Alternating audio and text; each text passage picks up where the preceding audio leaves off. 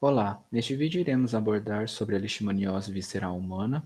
Eu me chamo Diego Tavares e meu grupo é composto pelos acadêmicos de Juliano Jacques, Eduardo Isabel, Eduardo Dallagnol, Eric Meira e Eric Schnorenberg.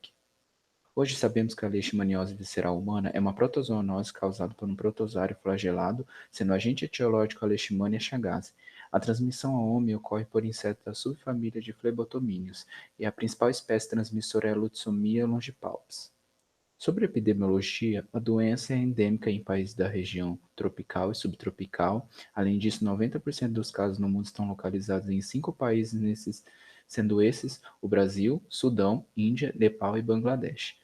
No Brasil, até 1970, a doença foi considerada essencialmente rural. No entanto, atualmente ocorre também nas áreas periurbanas e urbanas, e isso pode ser atribuído à elevada densidade populacional, às migrações, às alterações ambientais e à adaptação do vetor ao meio urbano. Essa doença pode acometer todas as idades, porém, em áreas endêmicas, 80% dos casos registrados ocorrem em crianças com menos de 10 anos. Com relação à letalidade, essa pode alcançar 10% quando não se institui um tratamento adequado. O primeiro relato de surto no país ocorreu em 1953 no município de Sobral, no Ceará. No Brasil, de acordo com os dados do Sistema de Informação de Agravo e Notificação, no período de 2015 a 2019, a região Nordeste foi a que apresentou o maior número de casos confirmados de leishmaniose visceral, seguida pela região Sudeste. Já no estado de Santa Catarina, tivemos 8 casos registrados durante o mesmo período em 5 municípios, sendo 3 casos pertencentes ao município de Florianópolis. Falando especificamente da leishmaniose visceral humana, nós temos como agentes etiológicos as espécies Leishmania donovani, Leishmania infanto e Leishmania chagas, sendo que no Brasil a mais preponderante é a Leishmania chagas. Vários estudos bioquímicos vêm demonstrado que a Leishmania chagas e a Leishmania infantum são na verdade a mesma espécie.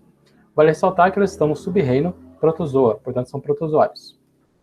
Se apresentam de diferentes formas: a forma amastigota, cuja célula é oval com flagelo curto que não se exterioriza, e nessa imagem dá para ver um macrófago infestado de amastigotas, e a forma promastigota, que é uma célula alongada com quinotoplasma anterior ao núcleo e flagelo anterior à célula.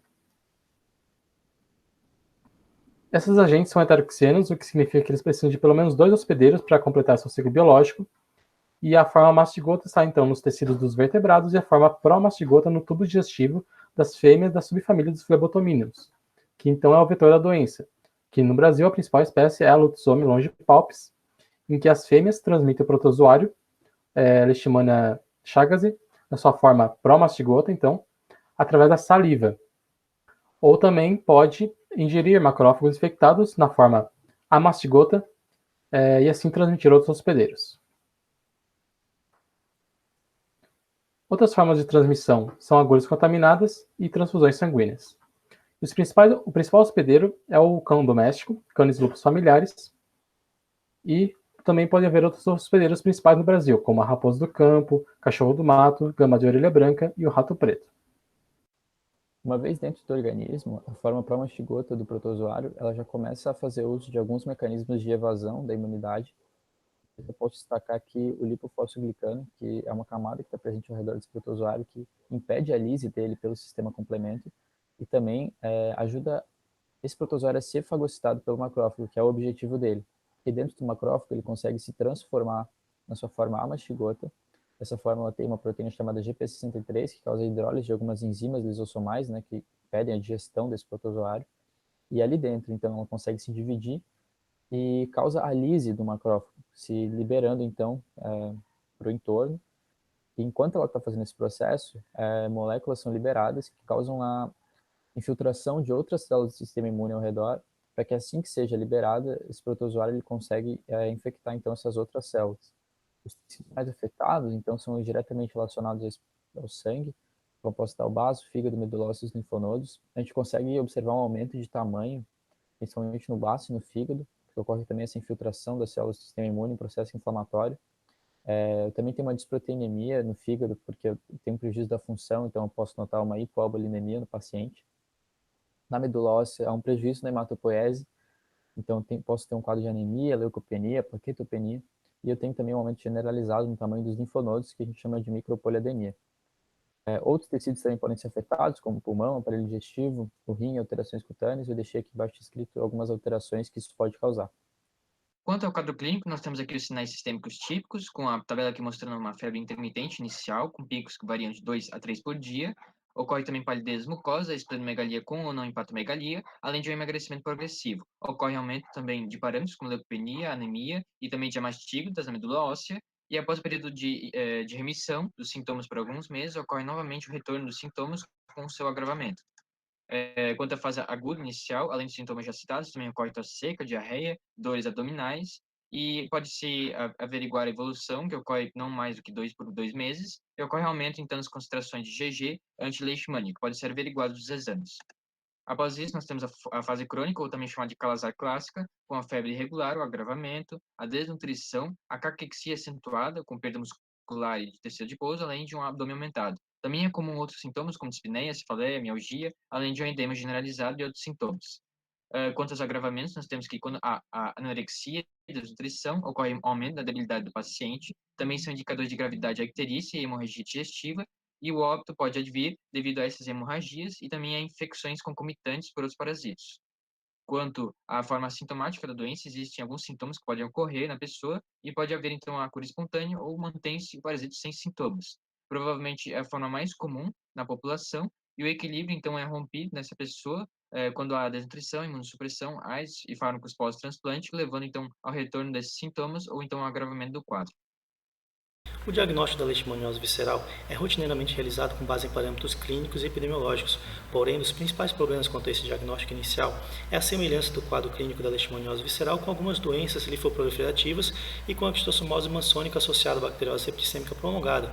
Por esse motivo, devemos utilizar métodos clínicos associados a métodos parasitológicos, sorológicos e imunológicos para uma construção do diagnóstico da leishmaniose visceral.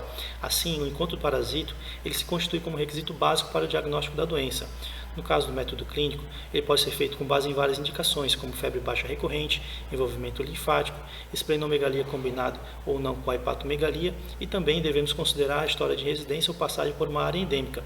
Do ponto de vista didático, nós podemos considerar a evolução clínica do paciente para dividir em períodos: período inicial, período de estado e período final. No método parasitológico, a visualização do parasito ela pode ser feita com base em material de biópsia ou punção aspirativa de baço, fígado, medula óssea ou linfonodos, sendo preferência na maioria dos casos na punção external em adultos e a punção da crista ilíaca em crianças. As leishmanias elas podem ser encontradas no interior das células fagocitárias fixas ou livres, sendo reconhecidas pela sua morfologia em amastigotas. No diagnóstico sorológico e imunológico, a leishmaniose visceral é caracterizada por uma hipergamoglobulinemia e uma grande produção de anticorpos, o que facilita o diagnóstico através de testes sorológicos, evitando os invasivos testes parasitológicos. Os procedimentos mais utilizados são o teste ELISA, a reação de imunofluorescência indireta, e o teste rápido imunocromatográfico de papel, através do antígeno recombinante RK39 fixado no papel. Como tratamento, temos alguns medicamentos, como o antimoniato de neglumina, que é a primeira opção de uso por meio intravenoso durante 30 dias, com uma dose máxima e que deve ser respeitada de 20 mg por quilo por dia, exatamente por ser um medicamento altamente tóxico, especialmente cardiotóxico. Temos a anfotericina B, que é um medicamento pouco tolerado pelos pacientes, é utilizado em casos mais graves, também por meio intravenoso.